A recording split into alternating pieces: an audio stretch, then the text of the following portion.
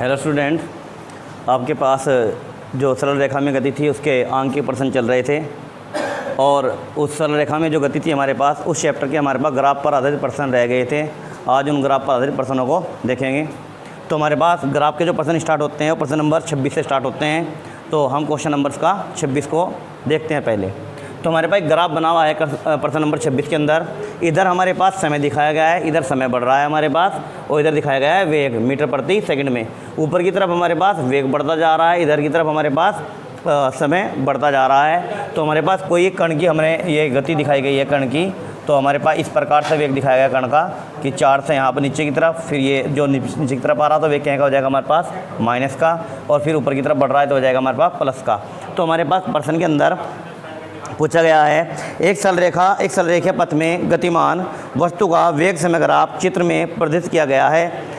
वस्तु 6 सेकंड समय में चली गई दूरी और विस्थापन ज्ञात कीजिए। यानी वस्तु द्वारा 6 सेकंड में उसके द्वारा चली गई दूरी और विस्थापन की गणना करनी है। तो आपके पास जो ग्राफ दिखाया गया है वो 0 सेकंड से हमारे पास 6 सेकंड तक का ग्राफ इसमें दिखाया गया है। तो ये पूछ रहा है इसके अंदर कि 6 सेकंड के अंदर चली गई दूरी और विस्थापन की गणना कीजिए। तो हम पहले निकालते हैं दूरी, उसके बाद हम निकालते हैं फिर विस्थापन। तो 6 सेकंड में चली गई दूरी, तो हम पहले निकालते हैं इस ग्राफ के अंदर चली गई दूरी, फिर निकालते हैं हम इस ग्राफ के अंदर चली गई दूरी, फिर निकालते हैं हम इस ग्राफ के अंदर चली गई दूरी। तो हमारे पास वेग दे रखा है और समय दे रखा है। तो पहले हम निकालते हैं पहले वाले ग्राफ के लिए दूरी, फिर दूसरे के लिए, फिर तीसरे के लिए। तो मैंने इसको लिख दिया फर्स्ट, इसको लिख दिया सेकंड और इसको लिख दिया थर्ड। ये हमारे पास फर्स्ट, सेकंड और थर्ड। तो पहले फर्स्ट स्टेज को देखते हैं, फिर सेकंड को, फिर थर्ड को।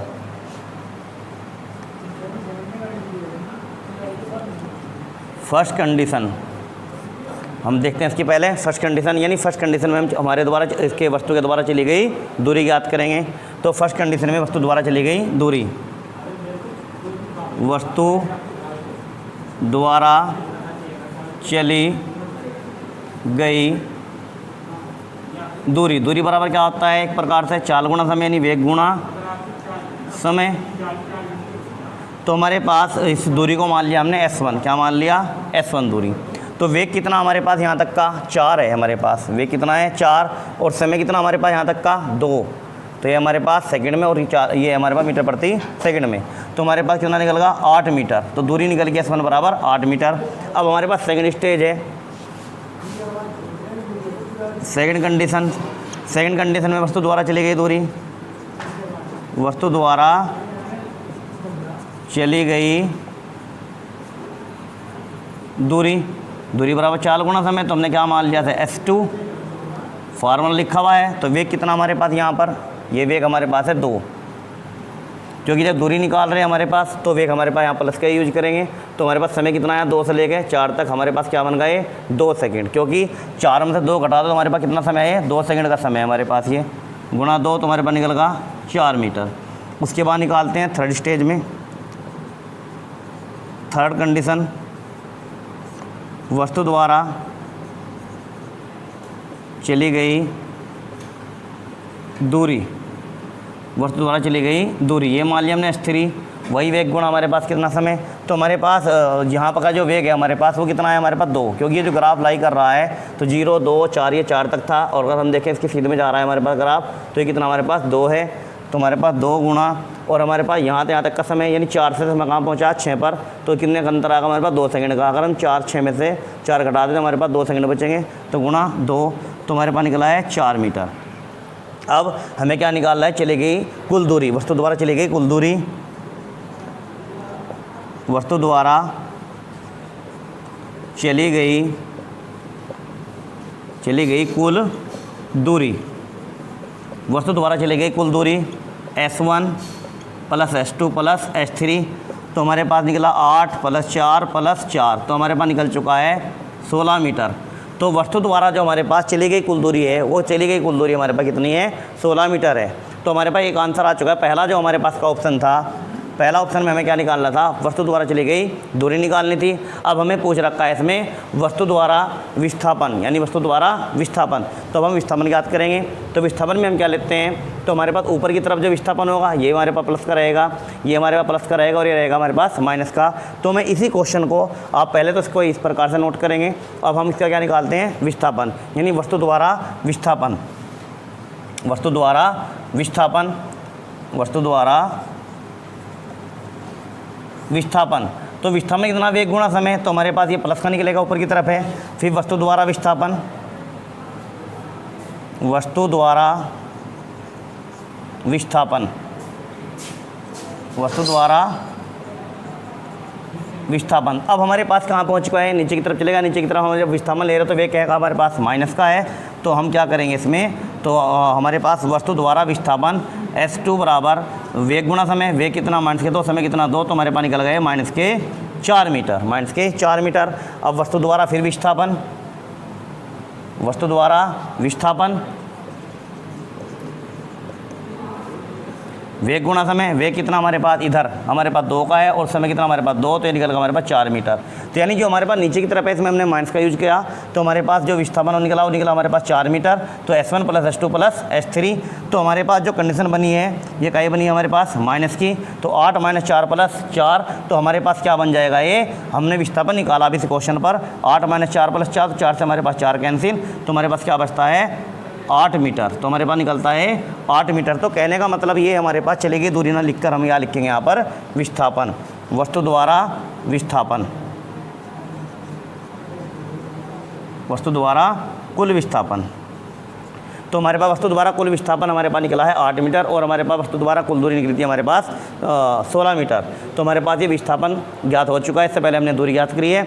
अब हम क्वेश्चन लेंगे इसका, क्वेश्चन नंबर 27। अब ये मेरे पास 27 का हमने ग्राफ बना रखा है यहाँ पर। अब 27 का क्वेश्चन को हम हल करेंगे। तो हमारे पास एक क्वेश्चन नंबर 26 हो चुका है। तो क्वेश्चन नंबर 26 के बाद चलते हैं क्वेश्चन नंबर 27 की ओर। क्वेश्चन नंबर 27, तो क्वेश्चन नंबर 27 को देखते हैं, इधर उसको हल करते हैं। तो क्वेश्चन नंबर 27 में क्या लिखा है, इधर हमारे पास समय दे रखा घंटे में, इधर दे रखा हमारे पास वेग किलोमीटर प्रति घंटे में, और ये ग्राफ बना रखा हमारे पास। वस्तु ने यहाँ से चलना शुरू करा और यहाँ तक उसका वेग क्या हो रहा है, बढ़ता जा रहा है। उसके बाद हमारे पास वेग एक समान है, उसके बाद हमारे पास डाउन हुआ है। तो हमसे इसने क्या पूछा है प्रश्न के अंदर, एक बस का समय वेग ग्राफ चित्र में दिखाया गया है, उसमें हमको क्या ज्ञात करना है। पहला ऑप्शन, किस समय अंतराल में बस की चाल समान है, किस समय अंतराल में बस की चाल समान है, पहला ऑप्शन। दूसरा ऑप्शन पूछा है, किस समय अंतराल में बस की गति त्वरित है, यानी किस समय अंतराल में बस की गति त्वरित है। और तीसरा ऑप्शन पूछा है, बस कितनी दूर चली। एक हमें निकालना है, बस कितनी दूर चली। एक ऑप्शन हमारे पास ये है।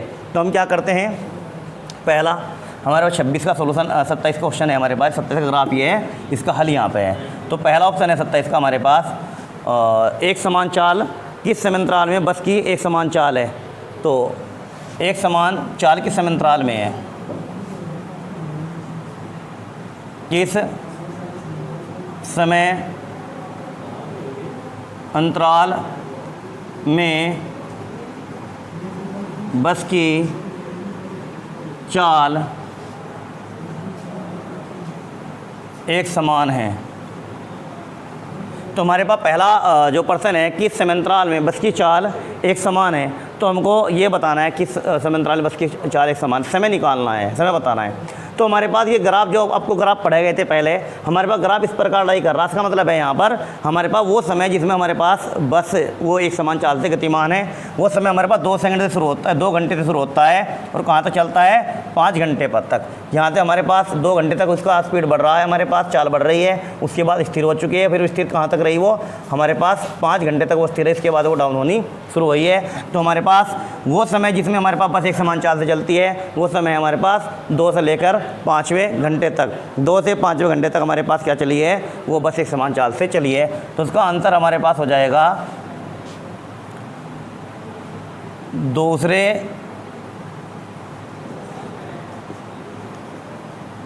घंटे से 5वें घंटे तक। यानी हमारा पहला जो आंसर है, हमारा पहला आंसर निकला है दूसरे घंटे से पाँचवें घंटे तक बस की चाल हमारे पास एक समान रही है। ये हमारे पास चित्र के द्वारा प्रदर्शित हो रहा है। अब दूसरा ऑप्शन आता है हमारे पास का सेकंड ऑप्शन। सेकंड ऑप्शन में पूछ लिया गया है कि किस समय अंतराल में बस की गति त्वरित है। किस समय अंतराल में, किस समय अंतराल में बस की गति त्वरित है, बस की गति त्वरित है। तो हमें आंसर में देना है कि किस समय में बस की गति बढ़ रही है। तो हमारे पास यहाँ से देखिए 0 से लेकर हमारे पास 2 घंटे तक बस की गति क्या हुई, बढ़ती गई है। क्या गई, ग्राफ के आधार पर बस की गति बढ़ती गई। तो हमें आंसर में लिखना है हमारे पास 2 घंटे तक, 2 घंटे यानी पहले जो हमारे पास 2 घंटे हैं उनमें बस की स्पीड हमारे पास क्या हुई है, बढ़ती गई है। तो आंसर में दिया जाएगा प्रारंभ के 2 घंटे में, प्रारंभ के 2 घंटे तक, प्रारंभ के 2 घंटे तक या 2 घंटे में। हमारे पास ये सेकंड आंसर हो चुका है। थर्ड आंसर, थर्ड आंसर में क्या पूछा है हमसे, थर्ड ने पूछा है बस कुल कितनी दूरी चलती है। बस द्वारा चली गई, कुल कितनी दूरी हुई। हमारे पास ये पूछ लिया है बस कुल कितनी दूर चली या बस द्वारा चली गई कुल दूरी, बात एक ही है। बस कुल कितनी दूर चली, ये आंसर देना है तीसरे ऑप्शन में। यानी हमारे पास ग्राफ है क्वेश्चन नंबर 27 का। इस ग्राफ के आधार पर हमको निर्धारण करना है कि हमारे पास जो बस चल रही है, वो गति कर रही है, वो कुल कितनी दूरी तय कर रही है। तो हमें क्या निकालना है, बस द्वारा तय की गई कुल दूरी का निर्धारण करना है ग्राफ के आधार पर। अब आप ग्राफ को देखिए बड़े शांति से, आप बैठे हो जब किताब आपके सामने होनी चाहिए, और वीडियो को आप 2 बार देख सकते हैं, 3 बार देख सकते हैं। जितनी बार आपको समझ में नहीं तो उतनी बार आप उसे रिपीटिशन कर सकते हैं। तो आपके पास जो ग्राफ है, तो मैं इसका नामकरण कर देता हूँ। तो हमारे पास ये ओ है, ये हमने क्या मान लिया, ओ, ये मान लिया हमने ए, ये मान लिया हमने बी, ये मान लिया हमने सी। तो आपके पास जो आकृति उभर के सामने आपको दिख रही है वो ओ ए बी सी, ये आपके पास एक समलम चतुर्भुज है। कैसा चतुर्भुज है, ये आपके पास समलम चतुर्भुज है। तो इसमें आप देख रहे हैं तो हमारे पास 2 समलम चतुर्भुज से करते हैं, जिसमें हमारे पास 2 भुजाएँ, उस चतुर्भुज की 2 भुजाएं, यदि हमारे पास आमने सामने वाली भुजाएं 2 समांतर हों और 2 असमांतर हों, तो वह आकृति हमारे पास समलम चतुर्भुज कहलाती है। आपके सामने ओ से लेकर ए तक की और सी से लेकर बी तक की जो हमारे पास 2 रेखाएं हैं, यहाँ पर हमारे पास समांतर हैं, और 2 हमारे पास समांतर हैं, ओ से लेकर सी तक की और ए से लेकर बी तक की। तो हमारे पास समलम चतुर्भुज हुआ। तो हमको क्या करना है, इस समलम चतुर्भुज का हमें क्षेत्रफल निकालेंगे। जैसे हम समलम चतुर्भुज का क्षेत्रफल निकालेंगे तो हमारे पास इसमें चली गई कुल दूरी हमारे पास प्राप्त हो जाएगी। इसी आधार पर हमने जब गति की हमने तीसरी समीकरण आपको कराई थी, तो गति की तीसरी समीकरण में हमने जब चली गई दूरी निकाल ली थी, उसमें भी हमने क्या करा था, समलम चतुर्भुज का क्षेत्रफल प्रयोग किया गया था। तो वही करते हैं यहाँ पर, समलम यानी बस द्वारा चली गई कुल दूरी, बस द्वारा चली गई कुल दूरी बराबर, बस द्वारा चली गई कुल दूरी बराबर समलंब चतुर्भुज। समलंब चतुर्भुज का नाम है हमारे पास ओ ए बी सी का अक्षेत्रफल। समलंब चतुर्भुज ओ ए बी सी का अक्षेत्रफल, और समलंब चतुर्भुज का क्षेत्रफल होता है हमारे पास 1/2 समांतर भुजाओं का योग, समांतर भुजाओं का योग गुणा उनके बीच की दूरी या लंब दूरी। क्या लिख सकते हैं, लंब भुजा या लंब दूरी, लंब भुजा या लंब दूरी लिख सकते हैं, या लिख सकते हैं उनके बीच की दूरी। तो हमारे पास समांतर भुजाएं 1/2, समांतर भुजाएं कौन कौन सी हमारे पास, ओ ए और सी बी समांतर भुजाएं हैं, ओ ए प्लस सी बी, और उनके जो बीच की दूरी है हमारे पास दोनों भुजाओं के बीच की दूरी, वो हम मान लेते हैं, इसका नाम मैंने कर दिया डी। तो या तो आप कह सकते हैं सी डी, या इस बिंदु को रख सकते हैं, या से रख सकते हैं, या से रख सकते हैं। तो जो हमारे पास दोनों समांतर भुजाओं के जो बीच की दूरी हुई वह है हमारे पास सी डी। अब 1/2 समांतर भुजाएं हमारे पास कौन कौन सी हैं, उनकी दूरियां लिखनी है। समांतर भुजाएं ओ ए कितना हमारे पास 6 घंटे है, तो हमें दूरी क्या पड़ेंगे, 6 पड़ेंगे। तो हमारे पास ये हो चुका है 6, और हमारे पास सी बी कितना है हमारे पास, ये हमारे पास पॉइंट कितने पे जा रहा है, 2 पर, और ये जा रहा हमारे पास 5 पर। तो 5 में से अगर हम 2 घटा दें तो कितना बचेगा, 3। देखो एक एक का अंतर आ रहा, 1 2 3, तो हमारे पास कितना बचता है, ये 3 बचता है, गुणा सी डी। तो सीढ़ी नीचे से ऊपर तक की दूरी सी तक की, तो हमारे पास ये दूरी देखनी है हमें। तो हमारे पास ये कहाँ है 0 और कहाँ तक है हमारे पास 60 तक। तो कितना हो चुका हमारे पास ये 60 और 2 से हमने क्या कर दिया काट दिया से, तो हमारे पास आया 30। तो 6 3 9, 9 गुणा 30 और 9 3 27, 270। ये हमारे पास दे रखा था किलोमीटर प्रति घंटा, हमारे पास निकली है दूरी। तो दूरी को क्या लिखेंगे हम किलोमीटर, क्या लिखेंगे किलोमीटर। तो इस ग्राफ के द्वारा जो आपके सामने ग्राफ दिख रहा है जो बस यहाँ ट्रेवल कर रही है, तो उसके द्वारा चली गई कुल दूरी हमारे पास 270 किलोमीटर, 270 किलोमीटर आई है। तो हमारे पास ये आंसर हो चुका है। अब हम ग्राफ नंबर क्वेश्चन नंबर 28 को देखते हैं। इसके अंदर भी एक ग्राफ बना हुआ है। अब इस ग्राफ को देखकर प्रश्न को हल करेंगे।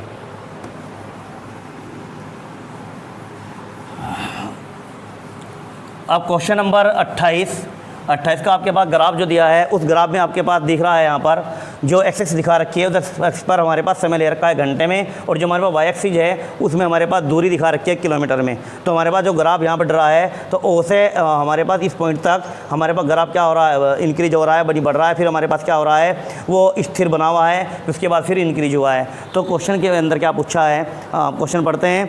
तो हमारे पास एक चित्र दिखाया गया है। चित्र में एक साइकिल सवार का समय दूरी ग्राफ प्रदर्शित किया गया है। ग्राफ से गणना कीजिए। क्या गणना करनी है ग्राफ से? पहला ऑप्शन साइकिल सवार का महत्तम वेग, यानी साइकिल सवार का महत्तम वेग कितना है, वो महत्तम वेग प्राप्त करना है इसका। दूसरा ऑप्शन संपूर्ण यात्रा में साइकिल सवार की औसत चाल क्या है, हम क्या निकालनी है, जो उसने पूरी दूरी तय कर रखी है हमारे पास, हमें उसकी क्या बतानी है, उसकी औसत चाल क्या रही। तो हमारे पास 3 स्टेप है इसके अंदर 1 2 3। तो तीनों स्टेप में क्या बतानी है, हमें इसकी औसत चाल की गणना करनी है। तो हम क्या करेंगे, पहला ऑप्शन 28 का पहला ऑप्शन हमारे पास है क्वेश्चन नंबर 28। तो क्वेश्चन नंबर 28 के में पहला ऑप्शन है हमारे पास साइकिल सवार का महत्तम वेग। तो हमें साइकिल सवार का महत्तम वेग निकालना है। साइकिल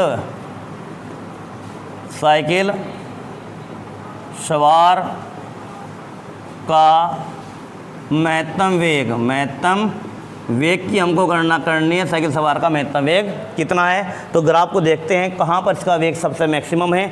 तो हमारे पास जब यहाँ से हमारे पास वो साइकिल सवार स्टार्ट हुआ और वो साइकिल सवार बढ़ता चले गया, उसकी स्पीड बढ़ रही है हमारे पास।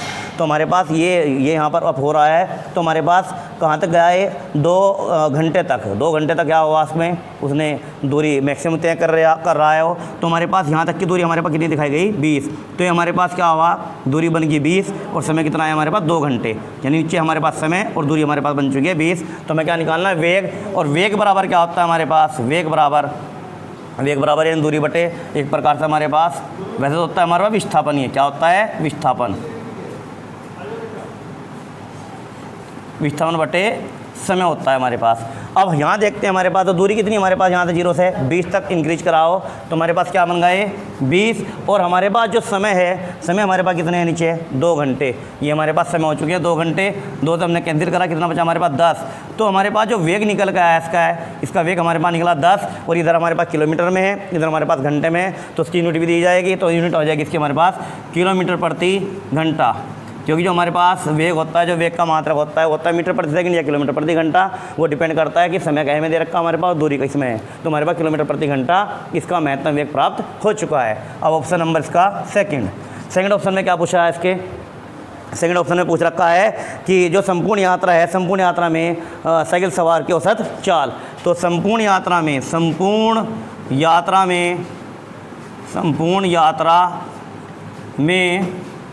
साइकिल सवार की औसत चाल।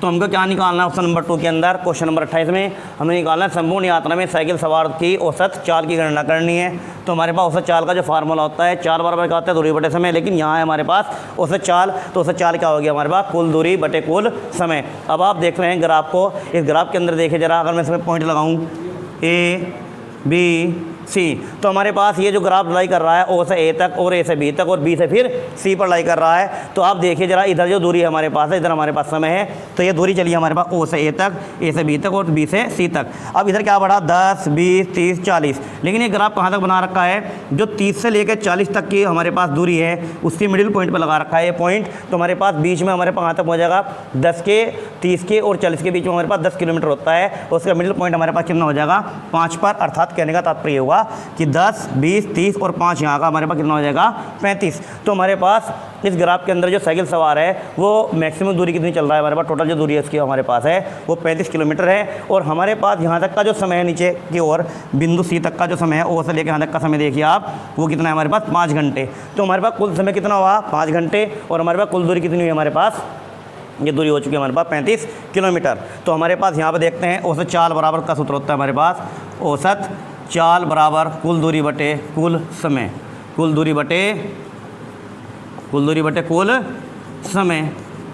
तो हम इसको इस प्रकार लिख सकते हैं, या तो आप टोटल दूरी लिख दो या हम इसे तोड़ कर लिख सकते हैं ओ ए बी और बी सी। ये हमारे पास टोटल दूरी कितनी हुई है, हमारे पास दूरी दिखा रखी है इधर 35, और हमारे पास पहला जो समय है वो 2 तक है, फिर 2 से कितना 3, 1 घंटा यहाँ का, और फिर 3 से कितना 5, 2 घंटे हमारे पास वहाँ के। तो 2 घंटे यहाँ के, 1 घंटा यहाँ का और 2 घंटे यहाँ के, तो हमारे पास टोटल कितने हो जाते हैं 5 घंटे। हम इसको तोड़ के भी लिख सकते हैं वैल्यू को, या आप टोटल वैल्यू दिखा सकते हैं। ऊपर हमारे पास कितना हो जाएगा टोटल, ये यहाँ तक का हमारे पास कितना है, ये दूरी 20 है, फिर हमारे पास ऐसे चलती रही तो मैक्सिमम कहाँ तक पहुँची 35 तक। तो 35 बटे हमारे पास कुल समय कितना आ जाएगा 5। तो हमारे पास कुल दूरी कितनी बनी हमारे पास 35, और कुल समय हमारे पास है 5 घंटे, 5 सत्ते 35। तो हमारे पास औसत चाल निकल गई 1 किलोमीटर में, और ये हमारे पास समय में घंटे में है, तो किलोमीटर प्रति घंटे। तो हमारे पास जो औसत चाल निकली है वो निकली है 7 किलोमीटर प्रति घंटा। तो इस प्रकार आप ग्राफ के आधार पर इसके क्वेश्चनों को हल कर सकते हैं। अब ग्राफ के इसमें और भी क्वेश्चन दे रखे हैं, आप उनको करके देखेंगे हल। अगर कोई प्रॉब्लम हो तो पूछ सकते हैं। धन्यवाद।